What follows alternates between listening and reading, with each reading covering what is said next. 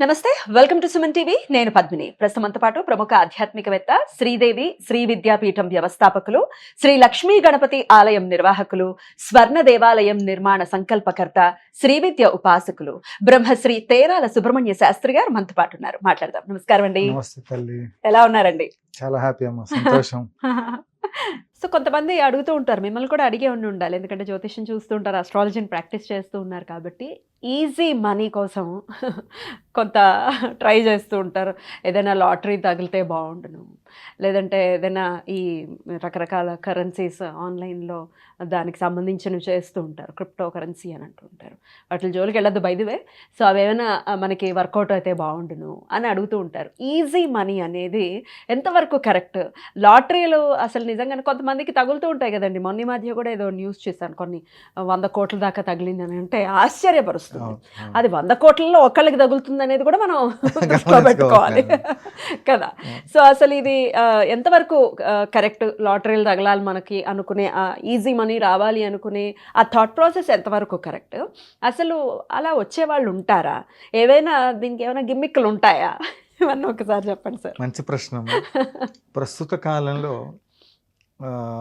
ప్రతి ఒక్క వ్యక్తి తన జీవితంలో ధనం మూలం ఇదం జగత్ అన్నట్టుగా డబ్బుతోటి ప్రతిదీ ముడిపడి ఉంది. ఖచ్చితంగా అది లేకుండా ఏది జరగదు అనేటువంటిది వాస్తవం.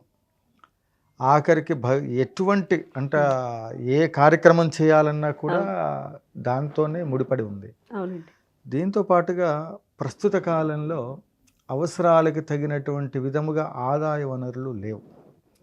దానికోసం అని చెప్పి ఇక్కడ ఉన్నటువంటి ఒక పరిస్థితులు, మనకున్న ఆదాయ వనరులు ఇవేవి సరిపోవట్లేదని ఎవరికి ఉండే ప్రయత్నాల్లో విదేశాల్లోకి వెళ్ళి స్థిరపడటము, లేకపోతే ఉన్న ఊరు నుండి ఇంకొక చోటుకి వెళ్ళి ఇంకొక 4 రూపాయలు సంపాదించుకోవడానికి మార్గాలు ఏమున్నాయని అన్వేషణ చేసి ఏదో విధంగా కష్టపడి కుటుంబ జీవన విధానాన్ని ఒక కొలిక్కి తీసుకొచ్చేటువంటి ఒక ప్రయత్నంలో గ్రహాల యొక్క ప్రభావమో, మరి దరిద్రమో, ఇంకోటో, ఎంత కష్టపడ్డ వాళ్ళ జీవితంలో ఆశించిన ఫలితాలు కనిపించక, సంసారాన్ని ఈదలేక, చివరికి అప్పులు రొటేషన్ చేస్తూ ఇటు తీసటు అటు తీసి ఇటు తీసటు కాలాన్ని టైంపాస్ చేస్తూ జీవితంలో కనపడని మేకప్ లేనటువంటి విధంగా బయటకు మాత్రం సంతోషంగా కనిపిస్తూ లోపల అంతర్గతంగా ప్రతి ఒక్కళ్ళు మనశ్శాంతి లేకుండా జీవన విధానం 199 మంది గడుపుతూ ఉన్నారు. ఇంకొంతమందికి అన్నీ ఉంటాయి, వాళ్ళు లిమిట్గా వాళ్ళకి భగవంతుడు ఇచ్చిన దాంట్లో చక్కగా హ్యాపీగా ఉండొచ్చు. ఇక్కడ ప్రాబ్లం ఎక్కడ వస్తుందంటే, కష్టపడి పైకి రావాలి అని అనుకునేటువంటి వాడు వాడి పని వాడు చేసుకుంటూ ముందుకు వెళ్తూనే ఉంటాడు. అవునండి. ప్రాబ్లం ఎక్కడ వస్తుందంటే, అన్నీ ఉండి ఆ ఉన్నటువంటి వాడికి ఒక రకంగా చెప్పాలంటే తిన్నదరక్క కూడా అని అనుకోవచ్చు. ఇట్లా నేను అంటున్నందుకు బాధగా ఉంది. ఇంకా వాడికి ఏంటంటే ఆలోచనలు వస్తాయి, ఏం చేస్తే బాగుంటుంది, ఇంకా నా దగ్గర ఉన్న డబ్బుని ఇంకా ఏ విధంగా 4 రూపాయలు సంపాదిస్తే ఇంకా 4 రూపాయలు నేను సేవ్ చేసి ఇంకా ఇంకా ఇంకా అనే పద్ధతిలో వెళ్తూ ఉంటాడు. అలా అని చెప్పి నేను అంటలేదు. అది తప్ప అంటే కాదు, మంచిదే. ఈ క్రమంలో ఏమైపోతుందంటే, వీళ్ళు వెళ్ళి లాటరీ టికెట్ అనో లేకపోతే ఇంకోటనో ప్రయత్నాలు చేసి వాళ్ళ దగ్గర ఉన్నది కాబట్టి వాళ్ళు ఖర్చు పెట్టుకుంటూ పోతే పోయిందిలే, అది పెద్ద విషయం కాదనుకుంటే వాళ్ళకి నష్టంలే. ఈ డబ్బు ఉన్నటువంటి వాళ్ళు వెళ్ళి లాటరీ టికెట్ ట్రై చేసి ఫెయిల్యూర్ అయిపోతే పెద్ద ఫరకేం పడదు. కానీ ఇది చూసి ఈ లేనివాడు ఏమనుకుంటాడంటే, మనకేమైనా తగులుతుందేమో ఆలోచనతో ఇతను ప్రయత్నం చేస్తాడు, అతను ప్రయత్నం చేస్తాడు. ఇతనికి పెద్ద ఇబ్బంది లేకపోవచ్చు, కానీ లక్షల్లో మీరు అన్నట్టు కొన్ని వేల మందిలో, కోట్ల మందిలో ఒక్కళ్ళకి, పేదవాడికి ఎవరికో ఒకటి తగులుతుంది, తద్వారా నాకు కూడా వస్తుందేమో ఆలోచన. ఈ రెండింటిని బ్యాలెన్స్ చేస్తూ నేను చెప్తున్నటువంటి అంశం ఏంటంటే, శ్రీకృష్ణదేవరాయల నాటి కాలం దగ్గర నుండి ఇప్పటి వరకు కూడా కొన్ని 100,000 కోట్ల రూపాయలు ప్రతి హిందూ దేవాలయాల పట్ల దేవాదాయ ధర్మాదాయ శాఖ కావచ్చు, ఇంకా ఆధ్యాత్మికమైన సంస్థల ద్వారా నడుస్తున్నటువంటి వ్యవస్థల ద్వారా కావచ్చు, కొన్ని 100,000 కోట్ల రూపాయలు వస్తున్నాయి ఆదాయం. ఆ వచ్చేటువంటి ఒక డబ్బుతో, నెలసరి డబ్బుతో ఒక పుణ్యక్షేత్రానికి వెళ్తే దానికి వచ్చే కొన్ని 100,000 కోట్ల రూపాయలు ఇప్పటి వరకు వచ్చిన డబ్బు మొత్తాన్ని తీసి ఒక చోట పెడితే తెలంగాణ ఆంధ్ర ప్రాంతానికి ఇంటికి పేదవాడికి 2 లక్షల రూపాయలు దేవుడు లడ్డూ ప్రసాదంలాగా ఇంటికి 2 లక్షలు తిరిగిచ్చినా కూడా ఆ డబ్బు ఇంకా ఉంటుంది. ఇంకా మిగులుతుంది. నేనేమంటానంటే ఈ లాటరీలు ఇంకొకటి దాని గురించి చివరిలో చెప్తాను.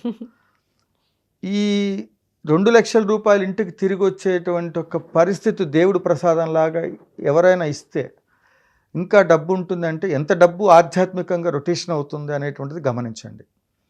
స్వర్ణాలయం అనే ప్రాజెక్ట్ అసలు ఎందుకు చేయవలసి వస్తుంది? దీని వెనకాతల నా కసి ఏంటంటే పేదవాడు పేదవాడిగానే ఉంటున్నాడు, ఆర్థిక పరమైనటువంటి ఒక స్థితిలో ఉన్నటువంటి వాడు ఇంకా ముందుకు వెళ్ళిపోతూ ఉన్నాడు. అసలు ఈ భారతదేశంలో ఉండబడేటువంటి వాళ్ళలో ముఖ్యంగా ఈ పేదరికంలో ఉండబడేటువంటి వాళ్ళకి చేయూతనిస్తూ వాళ్ళకి కావలసినటువంటి ఒక వసతులని డబ్బున్నటువంటి వాళ్ళందరూ కూడా వాళ్ళకి చేయూతనిస్తే వాళ్ళు ఉన్నత స్థితిలో ఉంటారు. అలా ఉన్నప్పుడు ఇతర దేశాలకు వెళ్ళవలసిన అవసరం లేదు. మన దేశంలో ఉన్నటువంటి ఒక ప్రజ్ఞాశక్తి వీటిని మనమే ఉపయోగించుకొని గొప్పగా ఇంకా సాధించవలసినవి ఎన్నో ఉంటాయి.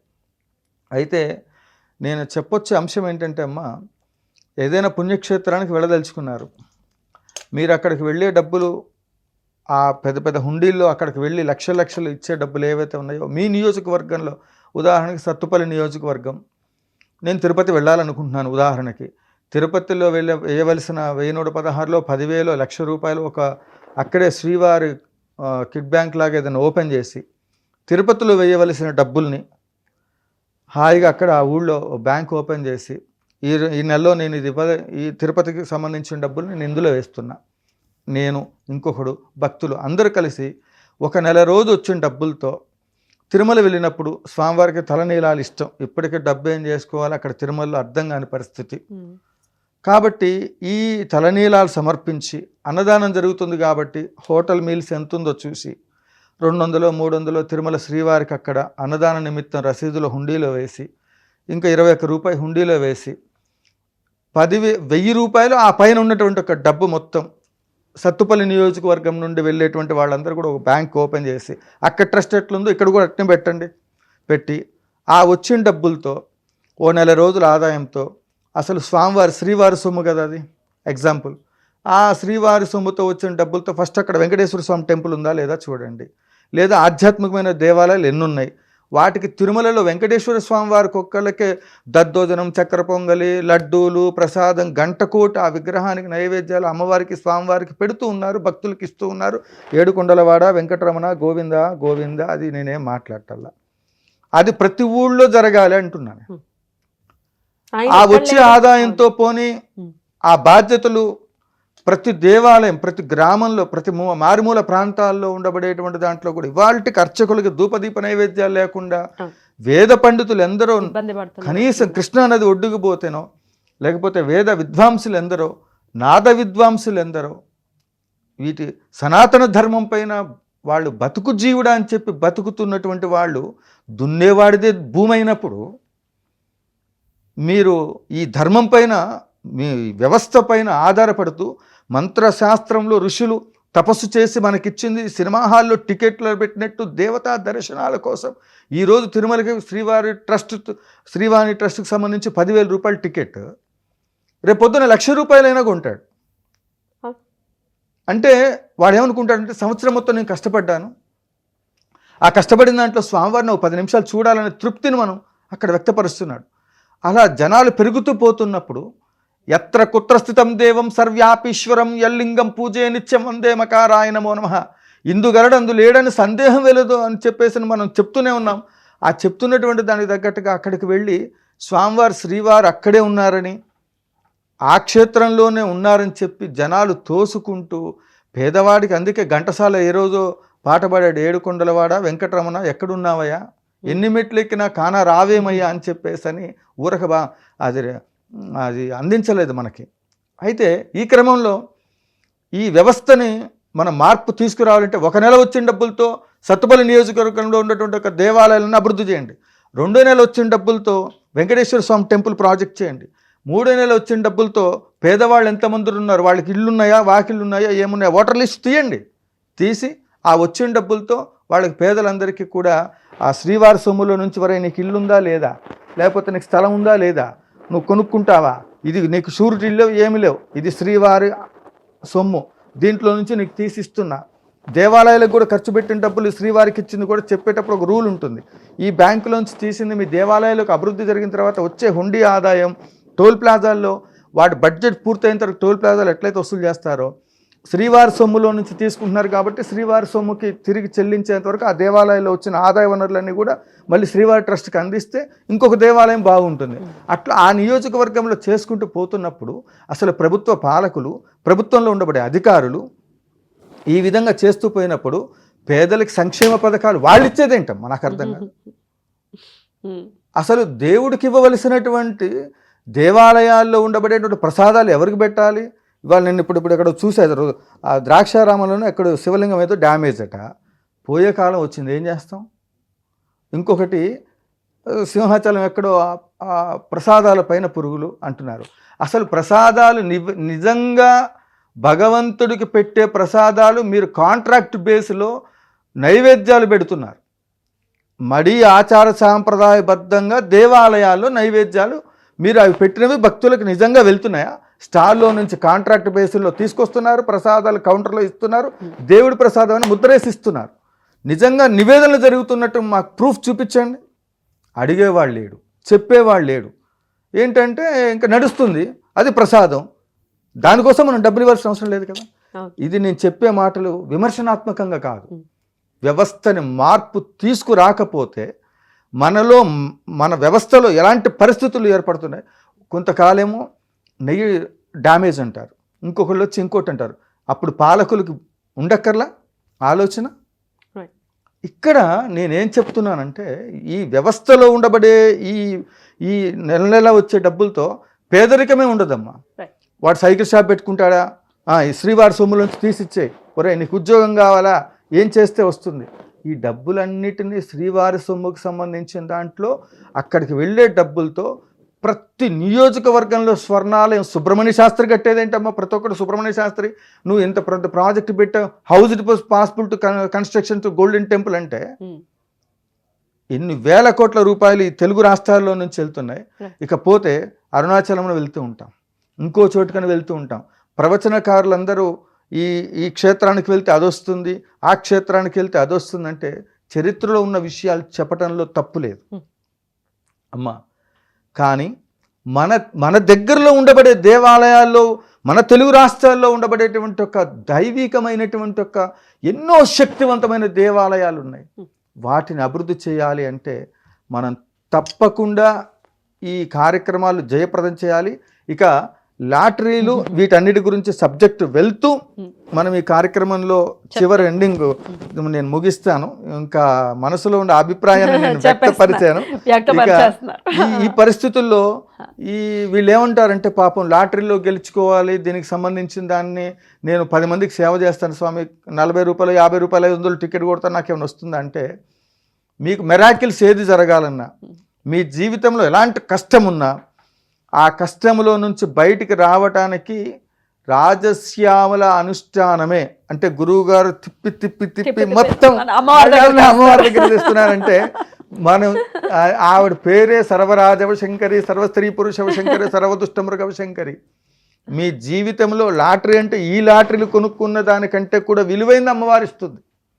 కాబట్టి తప్పకుండా మీ శక్తి కొలది శ్యామల ఉపాసన, లాటరీ టికెట్ తీసుకునే ముందు మీకు ఇలాంటివి ఏదైనా ఉన్నా, అలాంటికి సంబంధించిన దాంట్లో మీ జీవితంలో అద్భుతాలు జరగాలంటే, లాటరీ ద్వారా డబ్బులు రావాలా, అదృష్టం తలుపు తట్టాలన్నా, ఏం చేయాలన్నా శ్యామల అమ్మవారికి సంబంధించినటువంటి ఒక యంత్రం ఉంటుంది.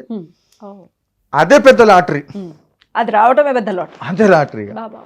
ఆ అమ్మవారి యొక్క యంత్రాన్ని నేను ఫ్రీగా ఇస్తాను, మీరు మీ ఇంట్లో పెట్టుకోండి. మీకు లాటరీ రూపంలో కానీ ఏ రూపంలో ఎన్ని కోట్లు కలిసి వస్తాయో అందులో నుంచి కొంత స్వర్ణాలయానికి ఇవ్వండి.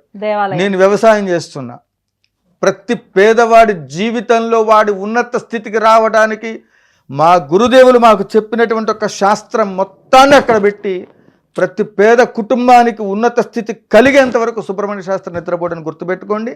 ఆ నిమిషమే స్వర్ణాలయం పూర్తవుతుంది. ప్రతి పేదవాడి కళ్ళల్లో నేను ఏమంటానంటే, దీపావళి రోజున టపాసులు నా ఇంటి ముందు 1,00,000 రూపాయలు పేలిస్తే పేదవాడి ఇంటి ముందు అది పేలకుండా ఉంటే అది తప్పు. అసలు దీపావళి డ్యామేజ్ తీసేయాలి సార్, నాన్ సెన్స్. అంటే దాని పేరు అనవసరం, ఎదుటివాడిని బాధ పెట్టే పండుగ మనకెందుకమ్మా? మనం అందరం కలిసి ఈ సమాజంలో ఒకడు ఎక్కువ, అదే ఏడుపు, అదే ఘోష. నువ్వు నీ ఎదుటివాడికి నీ వల్ల ఎంత పైశాచికమండి, డబ్బు కోసం ఎన్ని అడ్డదారులు దొక్కాలి, అన్ని మార్గాలు, చివరికి దేవుడి దగ్గర కూడా బిజినెస్ చేస్తున్నారంటే ఈ భగవంతుడికి బట్టలు ఇచ్చేది ఎందుకమ్మా? వాళ్ళు ఉన్నటువంటి వాళ్ళు పండుగ రోజుల్లో ఆ అమ్మవారికి దేవతలకు బట్టలు ఇచ్చేది ఎందుకంటే పేదవాడు సాదవాడు వస్తే ఇవ్వడానికి. వీళ్ళు వేలం పాటలు వేస్తారు. తప్పంటే 100% ఇది. నీకున్నదాన్ని భగవంతుడికి ఇస్తే భగవంతుడు ఎక్కడి నుంచో దిగిరాడమ్మా, మనలోనే ఉంటాడు. మనం చేయలేని దేవుడి రూపంలో చేయించడానికి కోసం ఋషులు మనకి ఇచ్చారు. కానీ అక్కడ కూడా వ్యాపారం మొదలేస్తే ఎవరికి చెప్పుకోవాలమ్మా? పేదవాడు వెళ్ళి. కాబట్టి స్వర్ణాలయ నిర్మాణంలో కొన్ని వందల వేల మందికి ఉపాధి కలిగిస్తుంది అది. దేవాలయం పూర్తయిన తర్వాత కూడా కానుకలు, హుండీలు, రసీదులు, అర్జిత సేవలు ఏమీ లేవు. ఈ గుడి ఎవరిదంటే భారతీయులది, తెలంగాణ ప్రాంతం కాదు, ఆంధ్ర, ఎవరిదైనా కావచ్చు అని చెప్పి భక్తులందరూ కలిసి చెయ్యి చేయి కలుపుదాం, స్వర్ణాలయం నిర్మిద్దాం. అద్భుతం, అద్భుతం, చాలా చాలా అద్భుతంగా చెప్తున్నారు. మీరు చెప్తుంటే ఇంకా నోట మాట లేదు, గూస్ బంప్సే. ఖచ్చితంగా. ఎందుకంటే ఎవరు చెప్తారండి ఉచితంగా ఇస్తాను, పేదవాడిని నేను ఆదుకుంటానని చెప్పేవాళ్ళు ఎవరు ఉంటారు? నేనైతే ఇప్పటిదాకా ఎవరిని చూడలేదు. మిమ్మల్ని చూస్తున్నాను. అమ్మవారి కటాక్షం ఎప్పుడు మీ పట్ల ఉండాలని మనస్ఫూర్తిగా కోరుకుంటున్నాను. జయ జయ శంకర. కృతజ్ఞతలండి. కామాక్షి. నమస్తే. కామాక్షి.